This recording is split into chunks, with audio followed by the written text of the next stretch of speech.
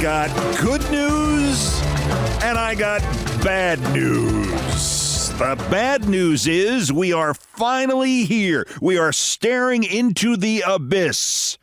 The good news is the abyss that the Trump cult is staring into is way worse. The polls, and especially the interior numbers in the polls, show it. And more obviously, the behavior down the stretch of Trump and Vance and their surrogates and their staffers is in free fall.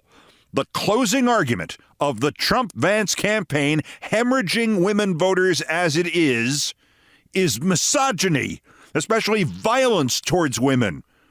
Trump was ruminating about former heavyweight championship boxer Mike Tyson, a convicted rapist himself who served 3 years in prison for that, when he picked up on somebody's suggestion that Tyson should physically fight Vice President Kamala Harris. Mike's been through a lot, but he could fight. Let me tell you, that guy could fight. But can you imagine Mike? Oh, he says, put Mike in the ring with Kamala. That would be interesting. That was less than 4 days after Trump suggested Liz Cheney should face 9 guns pointed at her face, firing at her. And before you could finish processing that murderous brutality, J.D. Vance, possibly the most condescending sexist in America, went after the vice president in a different way with potentially just as much violence in its imagery. But in 2 days, we are going to take out the trash in Washington, D.C., and the trash's name is Kamala Harris. The Trump campaign had devoted an entire week to insisting that its comedian, who called Puerto Rico garbage, did not speak for Trump. Then it tried to turn the word garbage into a bloody shirt attack on its own supporters. Now, on election eve, Vance just ruined the entirety of that week-long argument and called Kamala Harris trash.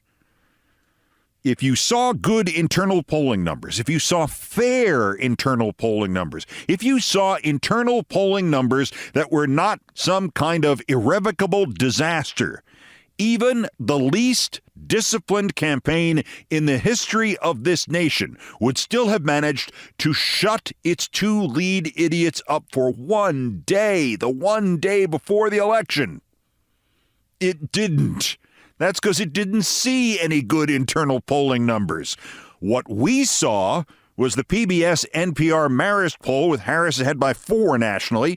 And more importantly, there are those interior numbers in that poll. Harris has cut Trump's lead among men from 16 points last month to 4 points now. And having cut Trump's essential argument that he is stronger on the economy to a 1-point deficit now. A week ago, the Fox News polls of the swing states showed her within 2 to 6 points of Trump on the economy. Focal Data, the British company that polled 30,000 Americans over a month, mega polls, the way they do them in the UK, put out swing state numbers yesterday. She's up by 5 in Michigan. She's up by 3 in Wisconsin. She's up by 2 in Pennsylvania. She's up by 1 in Nevada. She's tied in North Carolina, down by 1 in Arizona and Georgia. 3 other sets of interior numbers. Inside the Times Siena poll of the swing states from Sunday, Harris continued to get 3 out of every 5 late deciders. In that poll, it was, have you decided in the last few days? And 58% of them were saying, yes, I have, and I voted for Kamala Harris.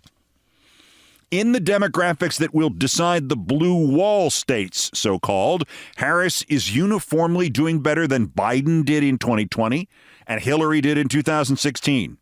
In voters 65 and older, she is either ahead by a couple or trailing by a couple, depending on which poll. Obama lost that group by 9 points in 2012. She is comfortably far ahead among women voters, and the next largest demo in those blue wall swing states, non-college educated whites, is showing her trailing Trump, but by only 27 points. And yes, 27 points only. It is only. Biden lost non-college educated whites by 31 points. Hillary lost them by 33. And we are now, only now, getting a measurement of the true impact of the disaster at Trump's Madison Square Garden Nazi rally 2 weekends ago. Univision polled Hispanic voters in Pennsylvania. There are about 500,000 of them. They are breaking for Harris 64-30 now. And those specifically of Puerto Rican heritage go for her 67-27. In short, Trump has lost 18% of his Hispanic support from 2020 and all of his supposed gains in this campaign. And yes, 89% of Hispanic voters in that poll by Univision had heard, quote, a remark referring to Puerto Rico as a floating island of garbage. 89%. 60% had heard a lot about it. How does Trump have any remaining support among Hispanics? Dug out from the October New York Times Siena poll, asking Hispanic voters if, when Trump talks about problems with immigration, they feel as if he is talking about them. 63% say, no, he's not talking about me. The number among voters under age 30 zooms to 71% who say, no, he's not talking about me. He'd never eat my face. What we do not have is an updated version of that demographic after the Madison Square Garden garbage remarks.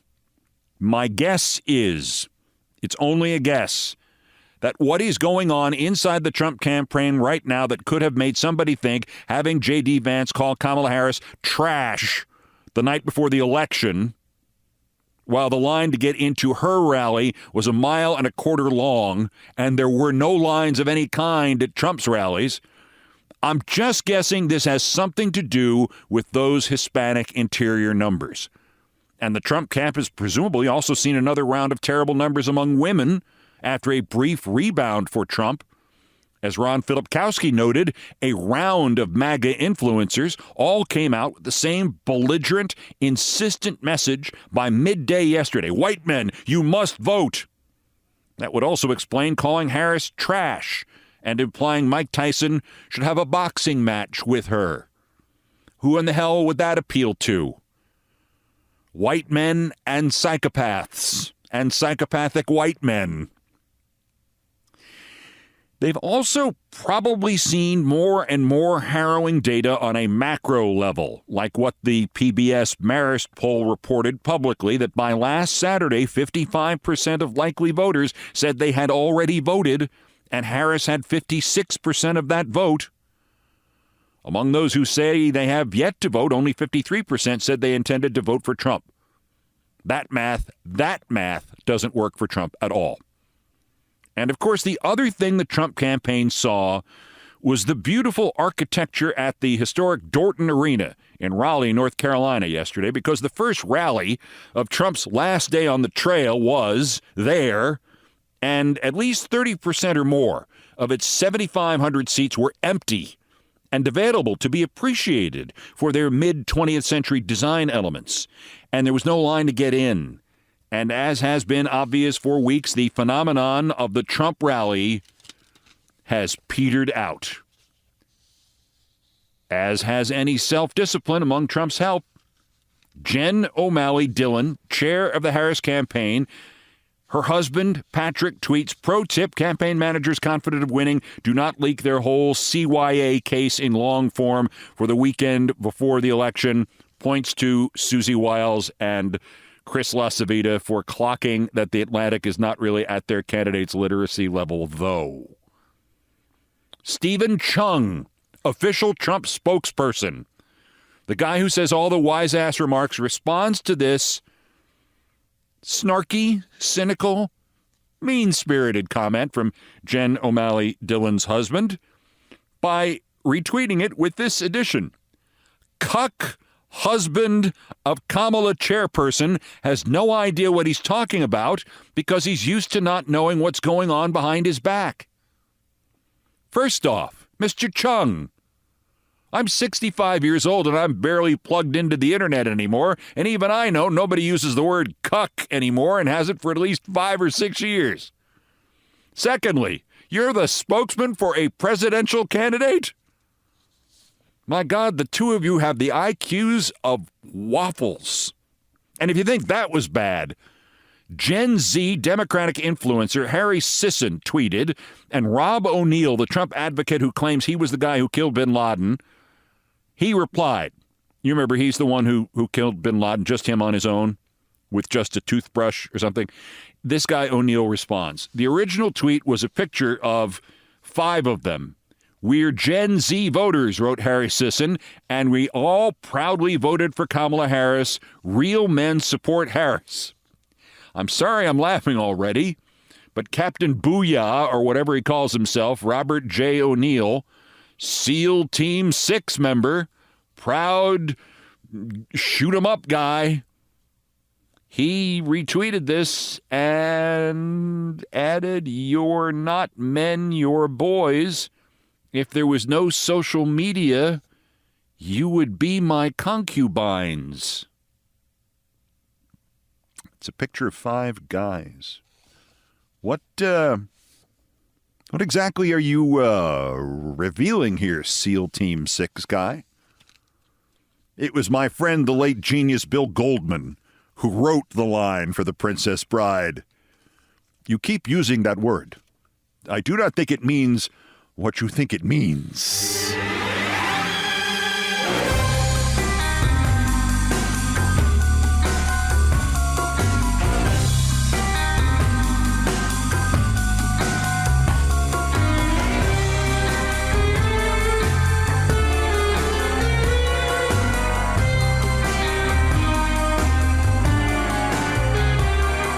Okay, here is your schedule for today. The Harris campaign is expecting nearly complete results from Arizona, Colorado, Florida, Georgia, Michigan, North Carolina, Ohio, Pennsylvania, Virginia, and Wisconsin by sometime late tonight. Tomorrow morning, almost all of Wisconsin, and most of the rest incoming from Michigan and Pennsylvania, but it could be even longer, more days still, for the full results in many key states, including Pennsylvania. Hour by hour, Georgia polls close at 7 p.m., so I would assume Trump declares victory at 7:01. Laugh loudly enough that nobody even has to open a window to hear you. There's a new law in Georgia requiring counties release their absentee and early votes within an hour of poll closing, so it's possible Georgia will be reporting 80% of its vote by 8 p.m. Eastern. Biden won that state by 12,000, as you will remember from Trump's call. If you want to gauge Harris's chances in Georgia, Cherokee and Forsyth counties are the Republican bedrocks. North Carolina closes at 7:30. They will be delayed by a new law demanding counties wait until after polls close to tabulate the early by-mail and absentee ballots. Now, if Harris has pulled off a win in either of these states, she's almost president. But the big one, of course, remains Pennsylvania. Polls close at 8 o'clock. Results, last time it was Friday morning, when Decision Desk HQ called it for Biden. And the answer to the question, how long could Keith hold his breath, was Friday morning. This time, they have streamlined the count, but Pennsylvania could easily not report a winner before mid-morning tomorrow, Thursday maybe?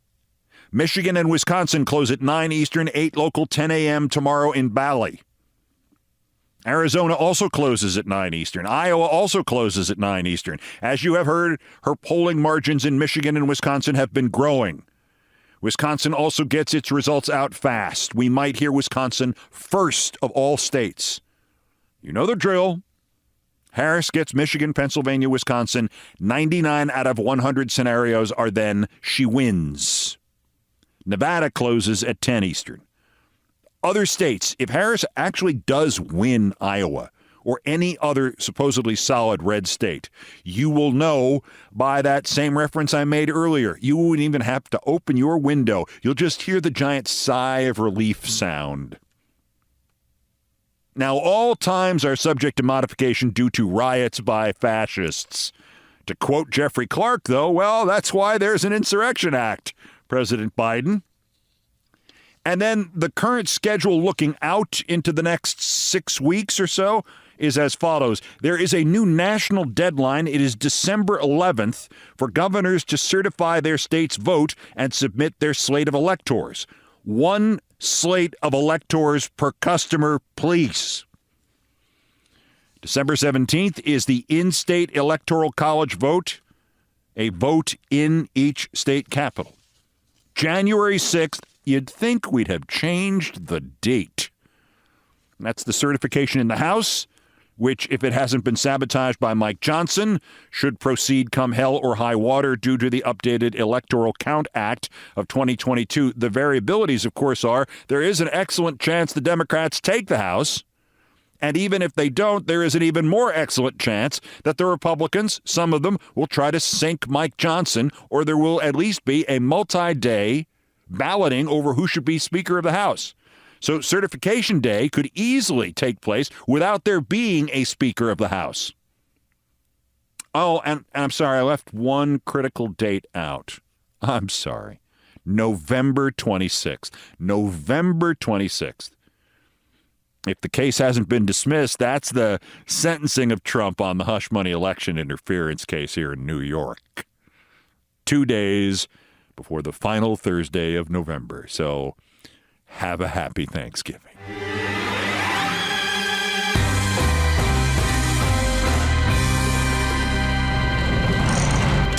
Win or lose, reads the headline atop the op-ed in where else? The holy goddamned New York Times. Win or lose. Jesus H. Christ on hockey skates. It really says this. Win or lose. Trump has already won. I don't know how much further towards absolute metaphysical, both-sidesist nihilism the New York Times can get. Maybe they could take out the word win and just write, even in losing, Trump has already won. Or cut right to the chase. Win or lose, death has already won. The thing is, the piece, win or lose, is actually just drivel about free trade and immigration, and it sounds all serious and changes at the Fed, and it just happens to have a stupid Election Day headline on it, and then you find out the author is a founder and editor of Compact magazine. Whose editors are Glenn Greenwald and Michael Tracy, who have never as much as rented one ethic between them. So no, Compact magazine is not about trash compactors, or not about ladies' portable makeup mirrors, or portable makeup mirrors for male anchors. It would probably be more politically insightful if it were. Win or lose, Trump has already won. How about win or lose, cancer has already won? Or maybe the New York Times, and I assume they're just trolling us now, or they have a bet, a tontine as to who gets the Times when everybody else is no longer subscribed. The last subscriber gets the paper. I don't know. Maybe the Times could be honest for once and frame this win or lose, Trump is cancer. Incidentally, I don't want anybody fighting cancer or have cancer in their family to hurt because of that reference or this next one. I have been there. More even than 2020, this to me right now feels like waiting for a biopsy to come back. So then there are 2 ways to get through today and tonight, and however long the counting goes on. Keep busy. If you have a means of contributing to the safety of polling places, do so. If you need a voter who needs a ride, provide it. If you have to make a phone call to get somebody to get out there and vote, do something. Do you have a podcast? Secondly, yeah, it kind of is a biopsy. Don't assume the worst. Be prepared for the worst. Make an internal plan of how to fight back if it breaks that way. If you don't need that plan, it'll be the happiest day of your year, if not your life. But also, make another internal plan, because for 20 years now, somebody has asked me the same question every election. Most prominently in 2008, when dozens of people, smart people who could tie their own shoes and everything, asked me the same question. Don't you really want McCain to win? Don't you really want McCain as president? I mean, your opposition to Bush made your news career. It made your network. It made you your money. Most of these people were actually shocked that I answered no. See, I also live in this country. I'm much more concerned about who's president than how my ratings break. And they were even more shocked by my follow-up. Do you think, by the way, that if they lose, these people are going away? I don't know what you mean. If McCain loses, it's all over. Next year we had the Tea Party. And, of course, it got worse. If it wasn't clear in 2020, it's got to be clear to you now. These people not only do not revere democracy or equality or America, but they have never lived within democracy or equality or America. Consider the Speaker of the House of Representatives. 10 days after the next inauguration, presuming we have one, Mike Johnson turns 53 years old, which means he was 8 years old when Ronald effing Reagan was elected, and 17 when Reagan left office. So he's like 14 the last day Reagan remembered he was in office. Rush Limbaugh was already nationally syndicated when Mike Johnson was 16. Mike Johnson graduated college in 1995. Fox News went on the air in 1996. Johnson graduated law school in 1998. Mike Johnson has only lived in two Americas, one in which repression and white supremacy and misogyny have been officially enshrined in government, and the other in which those forces are actively trying to unseat, undermine, and thwart, well, truth, justice, and the American way. And Mike Johnson is supposed to be one of the reasonable ones, because there are people voting for Donald Trump today who were 9 when he began his first campaign. They don't know an America without a subculture of boastful stupidity and conspiracy. They don't know even an America where it's just George W. Bush making up terror threats to start wars and win elections. They only know this shit. So either way, win or lose, we have to begin to correct this. The question that will be decided today and the days or weeks to come is whether or not we will have all the tools to begin to correct this and do it this time, or we will be left using our bare hands. By the way, I don't think it'll be weeks. I think it's an even bet that it'll be settled tonight, and I'm serious. Also of interest here, we haven't heard word one from good old Herschel Walker since he lost that Senate seat in Georgia. Now we know why. Apparently, he had forgotten Donald Trump's name. You think I'm kidding? That's next. This is Countdown. This is Countdown with Keith Olbermann.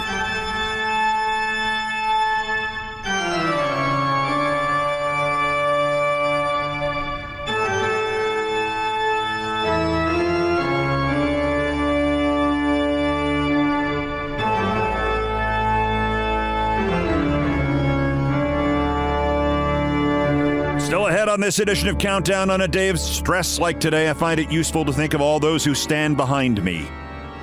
My parents, my ancestors, my friends of decades, my friends of just a few years. I like to invoke their memory and the joy they brought me. There's no reason to bring up one of them in particular today, but retelling how I met her always makes me happy. And so, the day that actress Elizabeth Montgomery pranked my parents on their doorstep. Next in Things I Promise Not to Tell. First, there are still more new idiots to talk about. The daily roundup of the miscreants, morons, and Dunning-Kruger effect specimens who constitute today's most bewitched worst persons in the world. The bronze worst Politico. As the New York Times had to get one last both sidesist absurdity in before the deadline, so too did Politico. What happened to Trump on Sunday? Do you remember back that far? He said you should shoot the press, acted like he wouldn't mind if you shot through the press and shot him. He clearly thought he was in Pennsylvania when he was really in North Carolina. He was still getting ripped for pretending to fellate a microphone the day before, still getting ripped for his desire the day before that to see Liz Cheney shot. He saw his polls collapse from the previous Sunday's anti-Hispanic slur fest at Madison Square Garden. So late night, every night, 11 p.m. Eastern or so, Politico, home of editor Ryan Lizza, the lowest-ranked participant in the RFK Jr., My Ex, and Ryan Lizza scandal. Politico selects Who Won the Day. So who won the day on Sunday? Quote, Who won the day? Trump. Trump won the day because he's still in a margin of error election after a week filled with talk of garbage, grievances, and hell. Or as the Times might have put it, win or lose, Trump has already won. Oh, wait, they did put it that way. Next on Politico's Who Won the Day? Explosive diarrhea, because somebody still has it somewhere. Or, if Harris wins today, who won the day? Trump, because he finished a strong second. The runner-up worser, Kari Lake, the fascist Senate candidate from Arizona, losing in the last polls to Ruben Gallego by 4, 5, 6. A couple of unreliable ones by 8. Even the crap zone Republican polls have her losing by 2 or 3. But that's not the world Kari Lake lives in. My internal polling looks good, she says.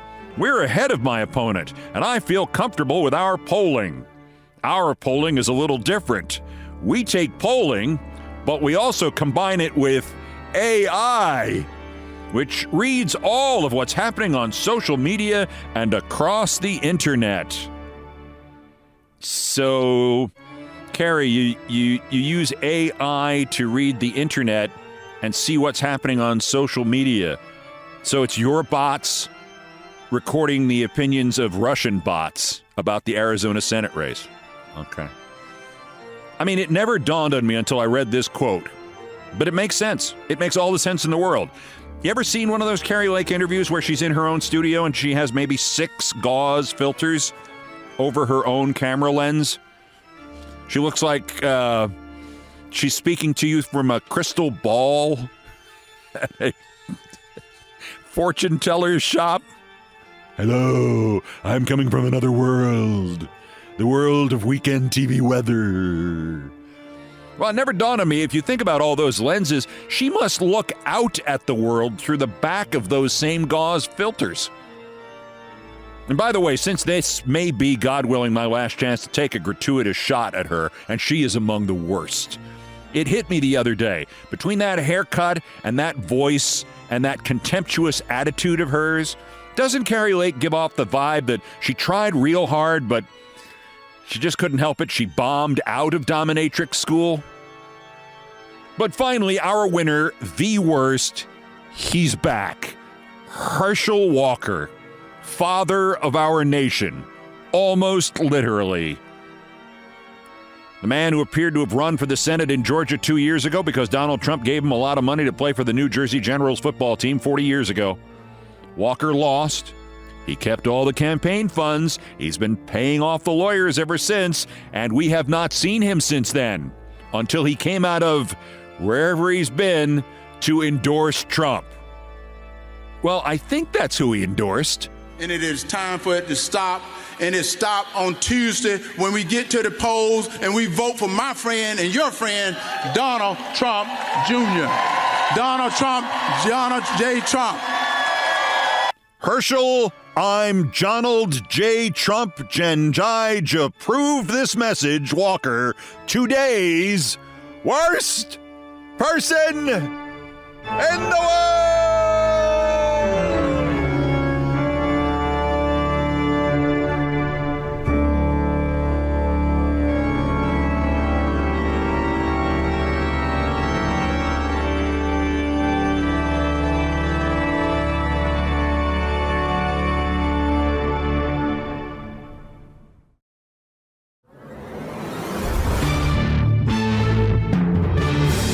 Elizabeth Montgomery, one of the most famous actresses of the 1960s and 1970s, star of the TV series Bewitched, daughter of a famous actor Robert Montgomery, and my friend from early on the morning of January 14th, 1992, until she died in the spring of 1995. Our friendship happened only because of one thing. My sister had given me a book about one of our favorite topics, the never-to-be-solved mystery of Lizzie Borden and the Borden family axe murders of 1892 in Fall River, Massachusetts. Yes, we're weird. And also the fact that Elizabeth Montgomery had played Lizzie Borden in a TV movie. So on January 14th, 1992, as I sat waiting for our flight to leave icy JFK Airport in New York from my then home in Los Angeles, and I began to read from my airplane seat my sister's gift from the aisle, from the last one to board, I hear the voice of Elizabeth Montgomery saying to me, "Ooh, Keith, you're reading about me." She was a gas. My brief but eternal friendship with Lizzie Montgomery and the eternal lesson she taught me. In one moment, please, while I first explain what I was doing on that flight.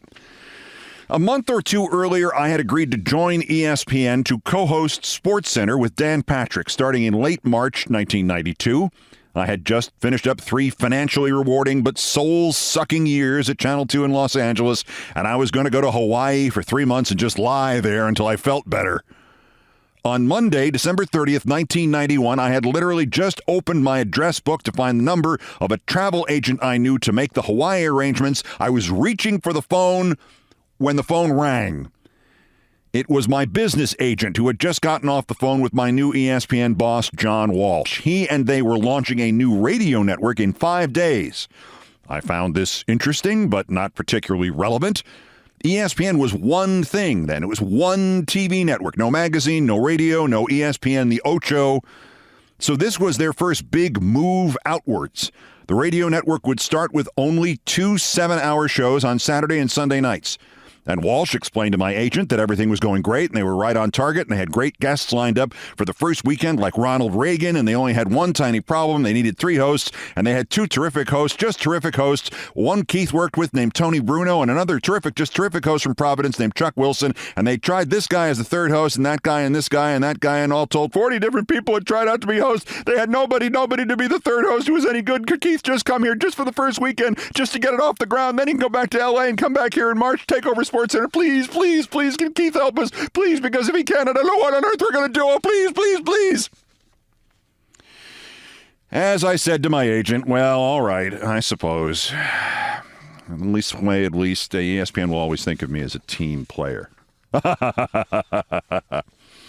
So instead of going to Hawaii in January, I go to Bristol, Connecticut in January. And I go stay at my folks' house outside New York City, and a friend I had recommended to help ESPN launch their radio network offers me a ride up to ESPN for the weekend. And it's like 20 degrees, and we get out of his car in his parking lot, and 3 spots over getting out of his car in the parking lot is Chris Berman, who I went to high school with. And already in January 1992, when I'm not quite 33 years old, I already know Chris for 20 years, and before I can say, hey, he screams, "Listen, we have a good thing going here. Don't F it up." And I say, good to see you too, Chris. And I remind myself it's only till Monday. And I meet the gang, and then I go to the hotel, and the hotel is beige. The walls are beige. The carpets are beige. The guests are beige. The food is beige. The only thing that isn't beige is the 6 inches of snow that falls overnight. And I remind myself it's only till Monday. The launch of the network on Saturday goes well. They have me interview Ronald Reagan about something in football. The Sunday night show is going well, too, and we're trying to figure out where the big baseball free agent of that winter, Danny Tartabull, is going to sign. And we're interviewing Bobby Valentine, who was the manager of the Texas Rangers. And they were one of the teams rumored to be a likely landing for Tartabull. And I asked Valentine, he says, no, not anymore. They just canceled their trip. I was supposed to go meet them at the airport tonight. I think he signed with somebody else. And the alarm bells go off in my head. And I tell the producer, let's call everybody we know in baseball and put them on and figure out where Danny Tartabull is going. I have a source who knows his agent. Let me call him. We'll go story chasing. So we spend 4 hours following a story in real time, and it's great radio. And we're coming up on the last hour, and our guests have helped us eliminate like 30 teams out of 28. But we're not sure where Tartabull is going still. And the producer says, if only we had his home phone number. And I look at the producer and go, oh, crap, sorry. And I grab my address book and I explain he was my co-host, Tartabull was, on some of our baseball postgame shows in L.A. last year. Well, I'm sorry, I forgot I had his number all this time. Hang on.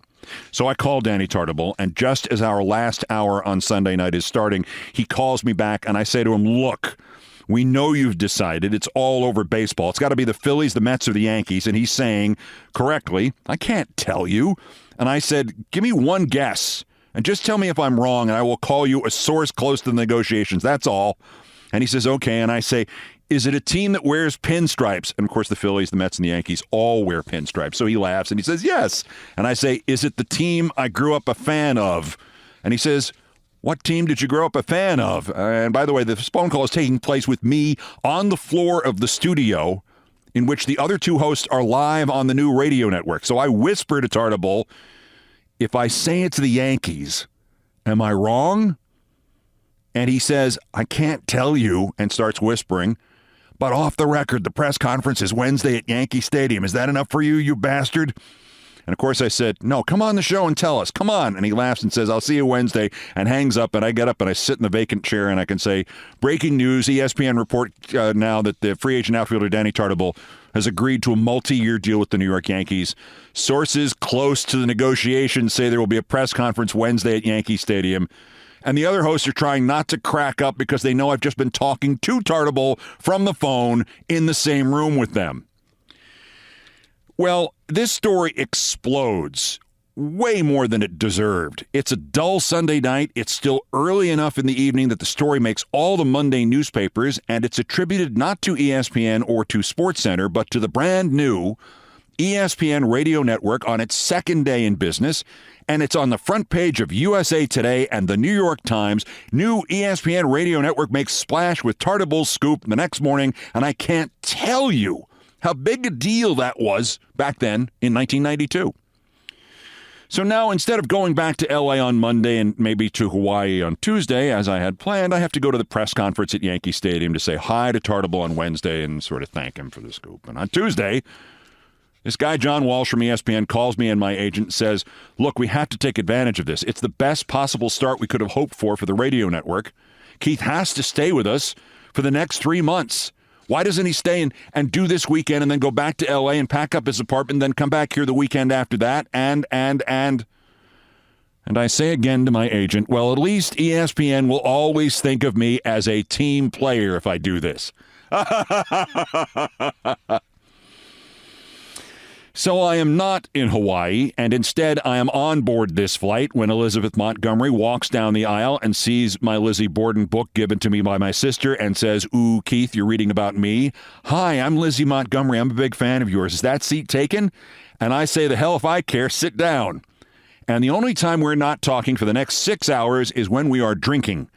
I believe, if I remember this correctly, they had to send up a champagne refueling flight halfway to L.A., and she's a huge sports fan. Her father was a founder of one of the Southern California horse racing tracks. And she loves the Lakers, and she thinks she was related to Lizzie Borden. Did I ever see the European version of her Lizzie Borden film where they show the wide shots where they make it look like she's nude? And I say, I'm absolutely certain I have not. And her son and her driver and her Rolls Royce meet us at LAX, and she wants me to see her house. And then her driver and her Rolls Royce will give me a lift home. And oh, by the way, she's flying back to New York in a week. Should we become flying buddies? On that trip, our flight gets canceled, and we have to find a new one. I'm hand-carrying a lot of more valuable baseball cards, including like 500 different from the year 1909, and she wants to see them. And she wants me to tell her something about each player while we drink again. And we land, and she says, how are you getting to your folks' house? And I say, well, I'm going to get a car here or something. And she says, no, you're not. I'll give you a lift in my limo. I'm going right past your house. And sure enough, we get there, and as Lizzie Montgomery's limo is taking me to my folks' house at 10 o'clock at night, she says, will they still be up, your folks? Want to play a practical joke on them? So 2 minutes later, I knock on the door of my childhood home, and my father opens it. Instead of seeing me, it's her in the doorway, and she says, hi, Mr. Olbermann, I'm Lizzie. I'm a friend of Keith's. Can he come out and play? And my dad goes silent for the only time in my life. And now my mother appears so Lizzie can pull the same routine on her. Hi, Mrs. Olbermann. I'm Lizzie. I'm a friend of Keith's. Can he come out and play? And now my mother is silent for the only time in my life. I might add, I thought Lizzie looked fabulous, and I looked her up in Hallowell's film guide, and I saw she was 48. And I thought, boy, she looks fabulous for 48. And then I realized my math is wrong. She was 58. And she was a joy. We talked by phone every couple of weeks after that, and she died 3 years later of colon cancer. But she is with me always, and not just as the proverbial force of nature. Within minutes of that day we met, January 14th, 1992, she bestowed upon me a lesson, an eternal lesson. We were a little late taking off, and since she had just loudly introduced herself to me like I didn't know who she was, Anybody on the plane who wasn't sure it was her was now sure. As we waited to taxi, every man on that plane came over and did the same thing. "Oh, hi, Miss Montgomery, excuse me." And they give me some sort of nodding acknowledgement, like, "Hey, how you doing?" as they lean in past me. "I was a big fan of Bewitched. I know you must get asked this a million times a day, but is there any chance? I'm so sorry to ask. Could you do that little nose twitch you used to do in the show?" And she would say, "Of course," and then she'd do it, and these men aged 20 to 100 all then giggle like schoolboys. After the 30th or 31st time this happened, I say to her, "Lizzie, I don't know you, but I like you a lot already, and your attitude towards your fans and the nose twitch is wonderful. But I have to tell you, I certainly hope that was the last of them, because the next one who comes over, I'm going to have to strangle him with my bare hands because I can't take it anymore." And for the only minutes of all the time I knew her, Elizabeth Montgomery got very serious and said, "Oh no, Keith. That is not the attitude you must have about this. Remind me, what year did Bewitched go off the air?" I had to guess. 1972, and she said, "Exactly. Good. Correct. 20 years ago."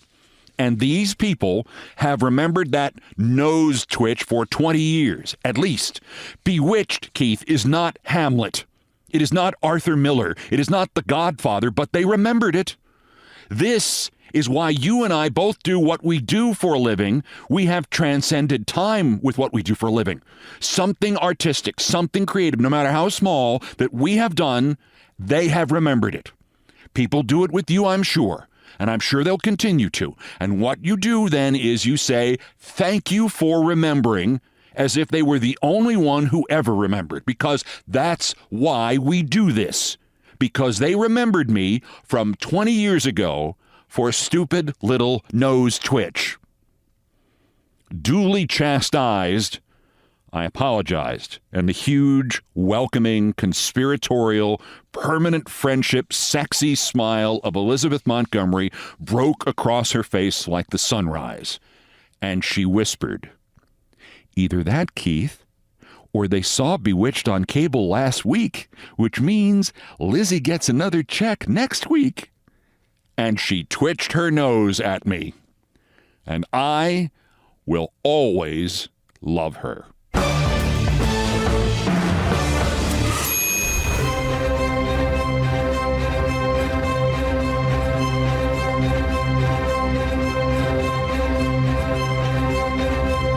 I've done all the damage I can do here. Thank you for listening. Follow me for the podcast promo videos on Blue Sky, YouTube, Facebook, Twitter X, Instagram, Threads, and BlueTube. But no longer on TikTok. I got banned forever from TikTok. I shared a satirical anti-Trump meme because TikTok is crap, though their production tools are good. But enough about me. What are you doing tonight? Watching hockey? I'll be hiding in the corner behind all of my dogs.